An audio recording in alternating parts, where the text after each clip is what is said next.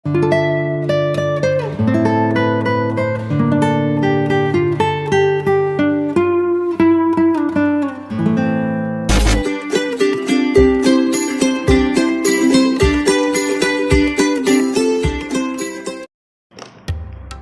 friends, today's specials prawns chip. அதாவது நம்ம ஊடான வந்து ஒரு சிப்ஸ் மாதிரி சமைக்க போகிறோம்.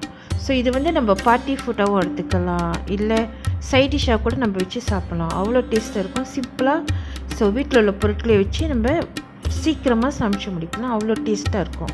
அது எப்படி செய்யுதுன்னு பார்க்கலாமா? வாங்க வீடியோக்குள் போகலாம்.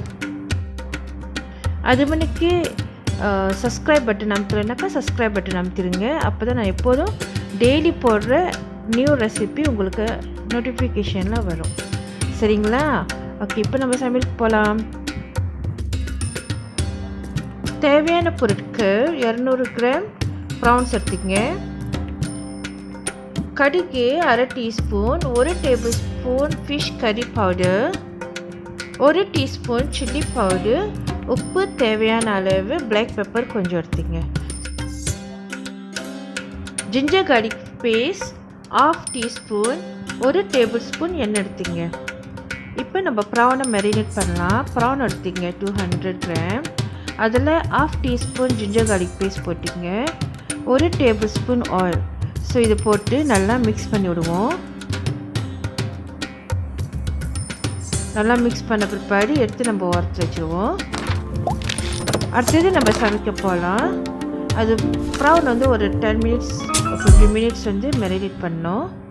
இப்போ ஒரு பாத்திரத்தை எடுத்துங்க. அந்த பாத்திரத்தில் தேவையான எண்ணெய் ஊற்றிங்க. நிறைய ஊற்ற வேணாம், கொஞ்சமாக ஊற்றினா போதும்.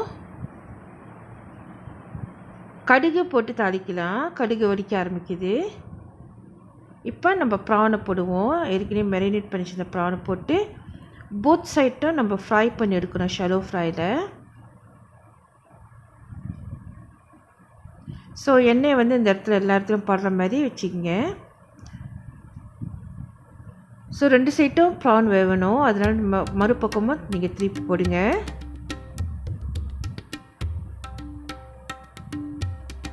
நீங்கள் சின்ன ப்ரான் இல்லாமல் நீங்கள் பெரிய ப்ரான் கூட நீங்கள் யூஸ் பண்ணலாம். நம்ம சிப்ஸாக செய்கிறதுனால பெரிய ப்ரான் இருந்தாக்கா ஒன்றும் நல்லாயிருக்கும். என்கிட்ட இந்த ப்ரான் கிடச்சினால இந்த ப்ரானில் செய்கிறேன்.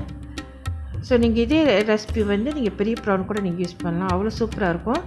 சைட் டிஷ்ஷாக வந்து சட்னி, ஏதாவது ஒரு சட்னியில் வச்சு நீங்கள் சாப்பிட்லாம். அதாவது புதினா சட்னி ஸோ வச்சு சாப்பிட்லாம், இல்லை சாஸில் வச்சு கூட நீங்கள் சாப்பிடலாம். இப்போ 2 பக்கமும் வந்துருச்சு. அடுத்தது நம்ம ட்ரை இன்க்ரீடியன்ட்ஸ் நம்ம எடுத்து வச்சுருந்த fish curry powder, chilli powder, black pepper, salt. So இதெல்லாம் போட்டு நம்ம மிக்ஸ் பண்ணி விடுவோம். தண்ணி எதுவும் ஊற்ற வேணாம், அனலை வந்து குறைவா வச்சுங்க. இந்த மாதிரி நீங்கள் கலரி விடுறப்ப அந்த மசாலாவும் அதோட கோட்டிங் பண்ணிக்கும்.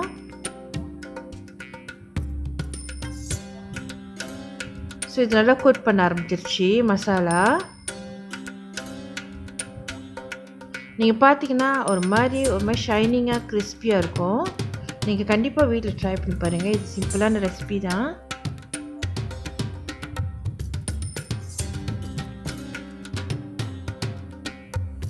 ஸோ ஒவ்வொரு ப்ரானும் நான் திருப்பி பார்க்குறேன். ஸோ அந்த மசாலா வந்து கோட்டிங் பண்ணியிருக்கா இல்லையான்னு.